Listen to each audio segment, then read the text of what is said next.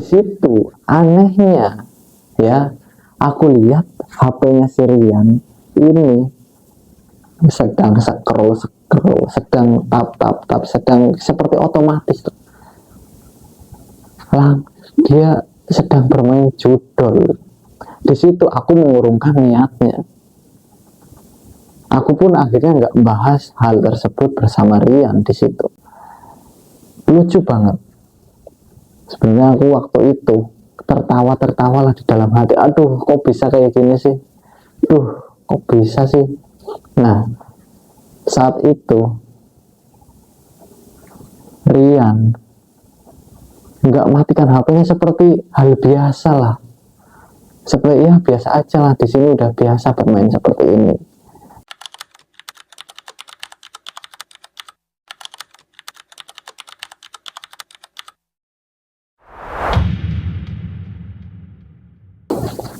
Assalamualaikum warahmatullahi wabarakatuh. Selamat siang teman-teman semua. Hari ini hari Minggu, hari untuk beristirahat untuk teman-teman semua yang habis lelah bekerja selama di hari Senin, Selasa, Rabu, Kamis, Jumat, Sabtu, dan di hari Minggu istirahatkan badan di bulan suci Ramadan agar bisa fokus beribadah berpuasa. Dan di sini saya akan lagi terus kembali menceritakan hal-hal yang bersangkutan seputaran judi online. Mungkin aku yakin teman-teman banyaklah yang bosan, banyak yang bosan mendengarkan ceritaku ini. Tapi di sini aku nggak hanya sekedar bercerita, aku memiliki harapan besar untuk membantu teman-temanku yang masih dalam kecanduan judi online. Apalagi di sini nggak sedikit teman-temanku yang pernah masuk dan mungkin sampai saat ini masih terjerumus ke dalam yang namanya judol. Di sini jujur saya pribadi nggak berani langsung, kadang aku nggak berani langsung memberitahukan, datang langsung kepada orangnya, kepada si A, kepada si B, memberitahukan, udahlah mas, jangan bermain judol lagi, karena nggak ada. Aku belum pernah menemui temanku yang aku kasih tahu dia langsung berhenti. Kebanyakan teman-temanku yang aku temui ini aku kasih tahu, dia hanya seperti malu lah, dia berhenti pada saat aku dan orang-orang yang lain ada di situ. Namun ketika aku pergi, ketika aku beranjak dari tempat tersebut, ya orang tersebut kembali lagi bermain. Nah, dan di situ aku merasa sia-sia karena ya hanya memberitahukan satu orang tapi nggak didengarkan. Beda lah ketika melalui video seperti ini, mungkin yang menonton hanya 10, 20, 30, tapi aku yakin dari beberapa puluh orang yang menonton video ini, pasti adalah yang tersadar hatinya, ada yang terbuka pikirannya, menyadari bahwa judol ini nggak ada manfaatnya, justru akan menghancurkan masa depannya, menghilangkan semua yang ada. Nah, di video kali ini aku ingin cerita yang aku alami sendiri. Ngomong-ngomong, di sini aku sedang berada di salah satu daerah di Jawa Barat, tepatnya di Bekasi, sedang merantau di sini. Nah, kenapa aku bilang seperti ini ya? Karena ini cerita ketika aku pulang. Jadi aku ini kan merantau sekarang. Waktu itu ketika tahun baru 2026, aku pulang kampung dari Bekasi. Aku naik kereta api di sini, naik sampai ke tempat tinggalku di Jawa Tengah sana. Di sana karena aku sering membuat video seperti ini, aku kepo lah nanya-nanya ke tetanggaku, ada nih, ada si A bermain nih, main judol nih si A.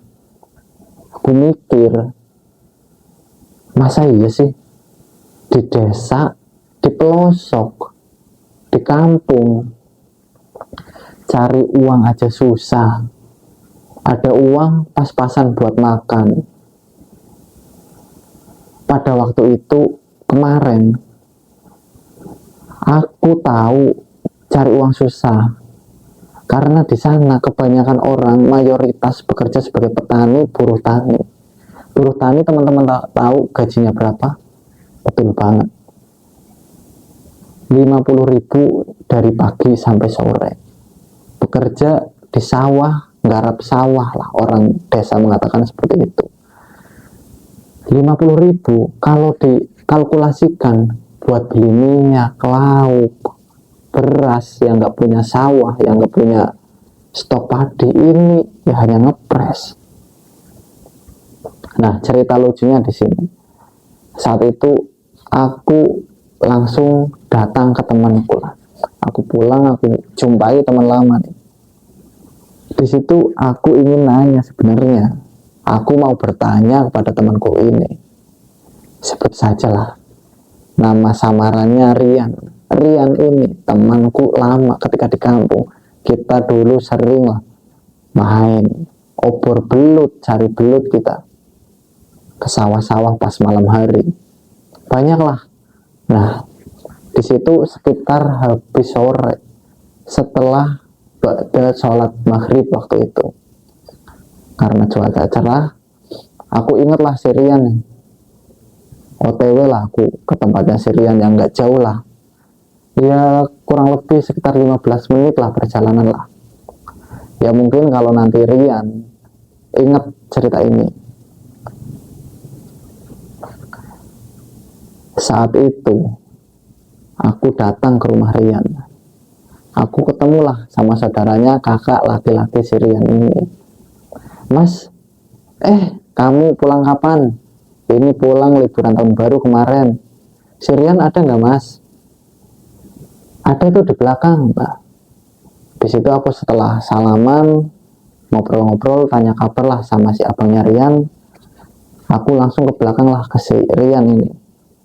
Di situ aku niat awalnya bertemu Rian ini mau ngobrol seputaran judul nih.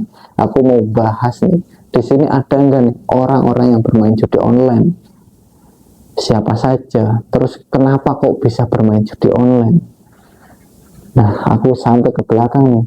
Si Rian ini di dalam tempat tinggalnya situ dia memiliki 2 ekor sapi. Dia sedang memberi makan ternaknya, sapinya itu di dalam kandangnya. Aku langsung ketok lah pintu belakangnya. Tok tok tok tok. Assalamualaikum Yan. Kamu pulang kapan nih? Sini duduk ngopi. Sirian itu habis memberi makan ternaknya. Duduk buat kopi, kita duduk bersama ngobrol. Aku belum masuk kan nih ke tujuan datang mau cerita itu. Nah di situ Rian ini belum pegang HP, HP-nya masih digeletakkan di meja dan masih menyala. Di situ anehnya ya, aku lihat HP-nya si Rian ini sedang scroll, sedang tap, sedang seperti otomatis. Dia sedang bermain judol. Di situ aku mengurungkan niatnya. Aku pun akhirnya nggak membahas hal tersebut bersama Rian di situ. Lucu banget. Sebenarnya aku waktu itu tertawa lah di dalam hati. Aduh, kok bisa kayak gini sih? Kok bisa sih? Nah, saat itu Rian nggak matikan HP-nya seperti hal biasa lah. Seperti ya biasa aja lah, di sini udah biasa bermain seperti ini. Padahal aku tahu sendiri bagaimana latar belakang keluarganya Rian. Ya bisa dikatakan orang menengah ke bawah lah.